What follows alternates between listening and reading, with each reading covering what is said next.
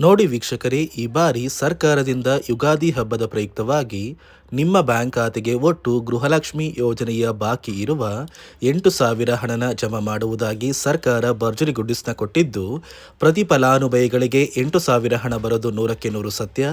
ಯಾಕಂದ್ರೆ ಫಲಾನುಭವಿಗಳಿಗೆ 8,000 ಹಣ ಬಂದಿರೋದಕ್ಕೆ ನಾನು ನಿಮಗೆ ಒಂದು ಬ್ಯಾಂಕ್ ಸ್ಟೇಟ್ಮೆಂಟ್ನ ಪ್ರೂಫ್ ಆಗಿ ಕೂಡ ಕೊಡ್ತಾ ಇದ್ದೀನಿ.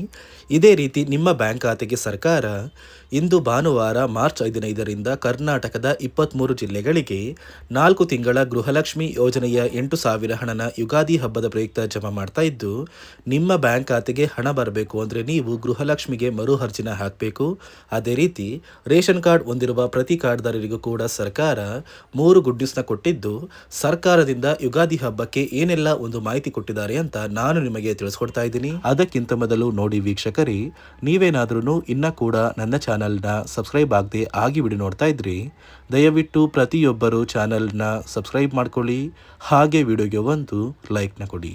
ಹೌದು ವೀಕ್ಷಕರೇ, ಸರ್ಕಾರ ಕೊನೆಗೂ ಈ ಬಾರಿ ಯುಗಾದಿ ಹಬ್ಬದ ಪ್ರಯುಕ್ತವಾಗಿ ಗೃಹಲಕ್ಷ್ಮಿ ಯೋಜನೆಯ ಪ್ರತಿಯೊಂದು ಫಲಾನುಭವಿಗಳಿಗೆ ಭರ್ಜರಿ ಗುಡ್ಡಿಸ್ನ ಕೊಟ್ಟಿದ್ದು, ನಿಮ್ಮ ಬ್ಯಾಂಕ್ ಖಾತೆಗೆ ಗೃಹಲಕ್ಷ್ಮಿ ಯೋಜನೆಯ ಬಾಕಿ ಇರುವ 4 ತಿಂಗಳ 8,000 ಗೃಹಲಕ್ಷ್ಮಿ ಹಣನ ಜಮಾ ಮಾಡುವುದಾಗಿ ಪ್ರತಿಯೊಂದು ಫಲಾನುಭವಿಗಳಿಗೆ ಸರ್ಕಾರ ಯುಗಾದಿ ಹಬ್ಬಕ್ಕೆ ಭರ್ಜರಿ ಗುಡ್ಡಿಸ್ನ ಕೊಟ್ಟಿದ್ದು, ನಿಮ್ಮ ಬ್ಯಾಂಕ್ ಖಾತೆಗೆ 8,000 ಹಣ ಬರ್ತಾ ಇರೋದು ನಿಜ. ಯಾಕಂದ್ರೆ ಈಗಾಗಲೇ ಸುಮಾರು ಸಾಕಷ್ಟು ಫಲಾನುಭವಿಗಳ ಒಂದು ಬ್ಯಾಂಕ್ ಖಾತೆಗೆ ಈ ಗೃಹಲಕ್ಷ್ಮಿ ಯೋಜನೆಯ ಹಣ ಜಮಾ ಆಗ್ತಾ ಇದ್ದು, ನಿಮ್ಮ ಬ್ಯಾಂಕ್ ಖಾತೆಗೂ ಕೂಡ ಹಣ ಬರ್ತಾ ಇದೆ. ಯಾಕಂದ್ರೆ 23 ಜಿಲ್ಲೆಗಳಿಗೆ ಹಣ ಜಮಾ ಆಗಲಿದ್ದು, ಯಾವ ಜಿಲ್ಲೆಗಳಿಗೆ ಬರ್ತಾ ಇದೆ ಅಂದ್ರೆ ಯಾದಗಿರಿ, ಉತ್ತರ ಕನ್ನಡ, ಉಡುಪಿ, ತುಮಕೂರು, ಶಿವಮೊಗ್ಗ, ರಾಮನಗರ, ರಾಯಚೂರು, ಮೈಸೂರು, ಮಂಡ್ಯ, ಕೊಪ್ಪಳ, ಕೋಲಾರ, ಕೊಡಗು, ಹಾವೇರಿ, ಹಾಸನ, ಕಲಬುರಗಿ ಈ ಜಿಲ್ಲೆಗಳ ಪ್ರತಿಯೊಂದು ಫಲಾನುಭವಿಗಳಿಗೆ ಈಗಾಗಲೇ ಗೃಹಲಕ್ಷ್ಮಿ ಯೋಜನೆಯ 4,000 ಹಣ ಜಮಾ ಆಗಿದ್ದು, ಉಳಿದಿರುವ 2 ತಿಂಗಳ 4,000 ಹಣ ಕೂಡ ಜಮಾ ಆಗ್ತಾ ಇದೆ.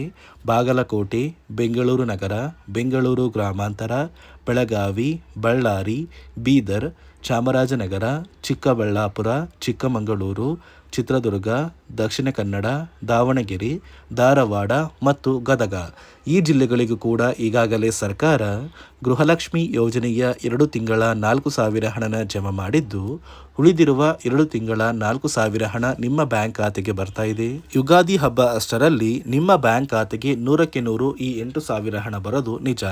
ಆದರೆ ಸುಮಾರು 2,50,000ಕ್ಕಿಂತ ಅಧಿಕ ಮಹಿಳೆಯರ ಬ್ಯಾಂಕ್ ಖಾತೆಗೆ ಸರ್ಕಾರ ಈ ಬಾರಿ ಗೃಹಲಕ್ಷ್ಮಿ ಹಣನ ಕ್ಯಾನ್ಸಲ್ ಮಾಡಿದೆ. ಯಾಕಂದ್ರೆ ಈ ಒಂದು ಫಲಾನುಭವಿಗಳು ಮರಣ ಹೊಂದಿದ್ದು, ಅವರ ಬ್ಯಾಂಕ್ ಖಾತೆಗೆ ಗೃಹಲಕ್ಷ್ಮಿ ಹಣ ಇನ್ನ ಕೂಡ ಜಮಾ ಆಗ್ತಾ ಇದೆ ಅಂತ ಸರ್ಕಾರಕ್ಕೆ ತಿಳಿದು ಬಂದಿದ್ದು, ಯಾರೆಲ್ಲ ಮಹಿಳೆಯರು ಮರಣ ಹೊಂದಿದ್ದಾರೆ ಅವರ ಬ್ಯಾಂಕ್ ಖಾತೆಗೆ ಗೃಹಲಕ್ಷ್ಮಿ ಹಣ ಬರ್ತಾ ಇದೆ, ಅಂತಹ ಮಹಿಳೆಯರ ಒಂದು ಹೆಸರನ್ನ ಗೃಹಲಕ್ಷ್ಮಿ ಯೋಜನೆಯ ಅರ್ಹರ ಪಟ್ಟಿಯಿಂದ ಸರ್ಕಾರ ತೆಗಿತಾ ಇದೆ. ಇನ್ನು ಮುಂದೆ 2,50,000 ಫಲಾನುಭವಿಗಳಿಗೆ ಗೃಹಲಕ್ಷ್ಮಿ ಹಣ ಬರೋದಿಲ್ಲ. ಈ ಒಂದು ಫಲಾನುಭವಿಗಳ ಒಂದು ಹಣನ ನೀವು ಯಾವುದೇ ಕಾರಣಕ್ಕೂ ತೆಗೆದುಕೊಳ್ಳುವಂತಿಲ್ಲ. ಯಾಕಂದ್ರೆ ಆ ಒಂದು ಫಲಾನುಭವಿಗಳ ATM ಕಾರ್ಡ್ ಮೂಲಕ ನೀವು ಹಣನ ತಗೊಂಡ್ರೆ, ಆ ಒಂದು ಹಣ ತೆಗೆದುಕೊಂಡಿರೋದು ಸರ್ಕಾರಕ್ಕೆ ತಿಳಿದು ಬಂದ್ರೆ ನಿಮ್ಮ ಮೇಲೆ ಸರ್ಕಾರ ಒಂದು ಕಠಿಣವಾದ ಕ್ರಮನ ಕೈಗೊಳ್ಳುತ್ತೆ.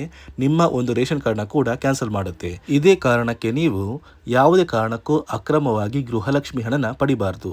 ಒಂದು ವೇಳೆ ನೀವೇನಾದ್ರೂ ಅಕ್ರಮವಾಗಿ ಪ್ರತಿ ತಿಂಗಳು ಗೃಹಲಕ್ಷ್ಮಿ ಹಣನ ಪಡಿತಾ ಇದ್ರೆ, ಸರ್ಕಾರದಿಂದ ಕೆಲವು ಅಧಿಕಾರಿಗಳನ್ನ ನೇಮಕ ಮಾಡಿ ನಿಮ್ಮ ಮನೆಗೆ ಬಂದು ನೀವು ಗೃಹಲಕ್ಷ್ಮಿ ಹಣನ ಪಡಿತಾ ಇದ್ದೀರಾ ಅಂತ ನಿಮ್ಮ ಒಂದು ದಾಖಲಾತಿಗಳನ್ನ ತಗೋತಾರೆ. ಈ ಒಂದು ದಾಖಲಾತಿಗಳನ್ನ ಪಡೆಯುವ ಮೂಲಕ ಯಾವುದೇ ಫಲಾನುಭವಿಗಳು ಗೃಹಲಕ್ಷ್ಮಿ ಯೋಜನೆಯ ಹಣನ ಅಕ್ರಮವಾಗಿ ಪಡಿತಾ ಇಲ್ಲ ಅಂತ ಸರ್ಕಾರಕ್ಕೆ ತಿಳಿದು ಬರುತ್ತೆ. ಒಂದು ವೇಳೆ ನೀವು ಅಕ್ರಮವಾಗಿ ಗೃಹಲಕ್ಷ್ಮಿ ಹಣನ ಪಡಿತಾ ಇದ್ರೆ, ನಿಮ್ಮ ಒಂದು ರೇಷನ್ ಕಾರ್ಡ್ನ ಸರ್ಕಾರ ಕ್ಯಾನ್ಸಲ್ ಮಾಡುತ್ತೆ ಮತ್ತು ಯಾವುದೇ ಕಾರಣಕ್ಕೂ ನೀವು ಸರ್ಕಾರದಿಂದ ಸಿಗುವ ಸೌಲಭ್ಯಗಳನ್ನ ಪಡೆಯೋದಕ್ಕೆ ಆಗೋದಿಲ್ಲ.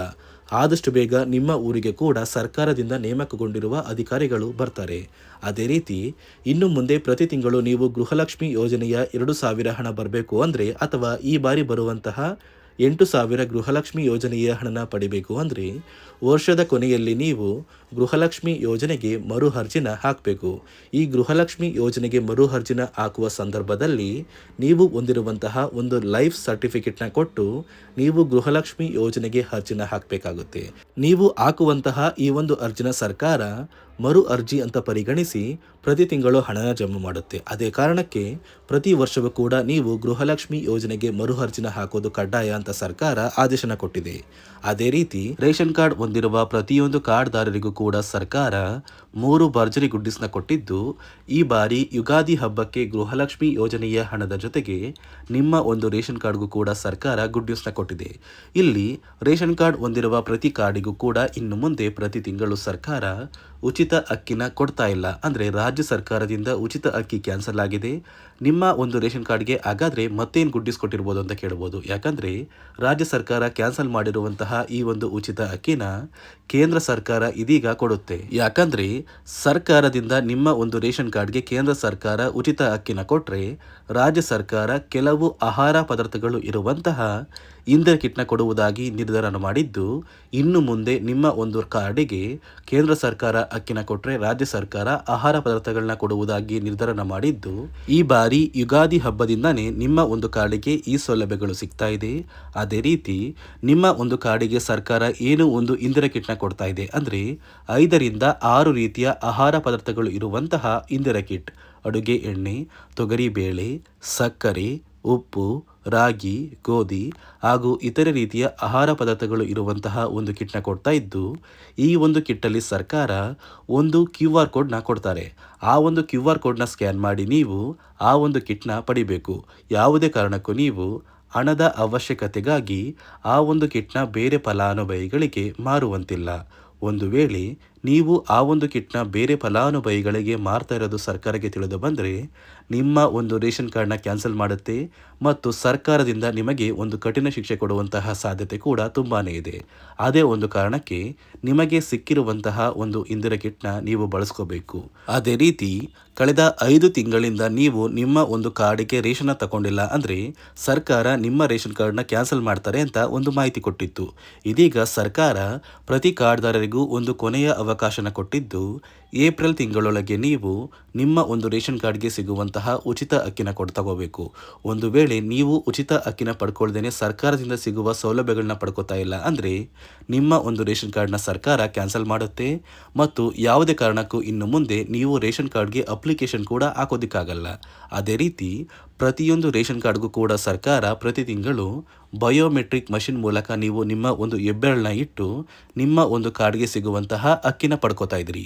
ಇದೀಗ ನೀವು ಅಕ್ಕಿನ ಪಡಿಬೇಕು ಅಂದರೆ ಆ ಒಂದು ಮಷಿನ್ ಮೇಲೆ ನೀವು ನಿಮ್ಮ ಬೆರಳನ್ನ ಇಡುವಂತಹ ಅವಶ್ಯಕತೆ ಇಲ್ಲ.